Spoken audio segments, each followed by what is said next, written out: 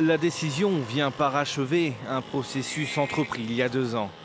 Après avoir jugé l'avortement inconstitutionnel dans l'état de Coahuila en 2021, la Cour suprême dépénalise désormais l'IVG dans tout le pays.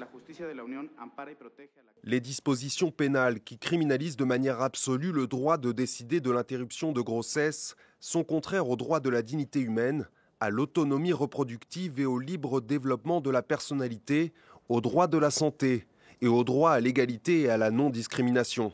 L'avortement n'est déjà plus un délit dans une douzaine des 32 États du Mexique. Grâce à cette décision, plus aucune Mexicaine ne pourra être poursuivie pénalement pour avoir interrompu sa grossesse. Les services de santé fédéraux seront aussi obligés d'être en capacité de réaliser un avortement à toute personne qui en fait la demande. Une victoire pour les mouvements féministes après plusieurs années de lutte. Aujourd'hui, la société mexicaine, les femmes, les réseaux de soutien, les féministes font un travail spectaculaire au Mexique pour que toutes aient le droit d'avorter en toute sécurité si elles le souhaitent. C'est pour les personnes qui ont été violées, qui ont subi des abus et qui ne veulent vraiment pas garder le bébé issu de ces violences. C'est aussi pour les personnes qui n'ont pas les moyens de subvenir aux besoins de leurs enfants.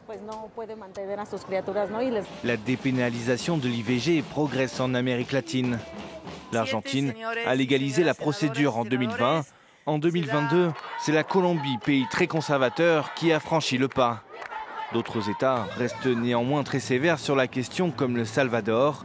L'an dernier, une femme a été condamnée à 50 ans de prison après une fausse couche.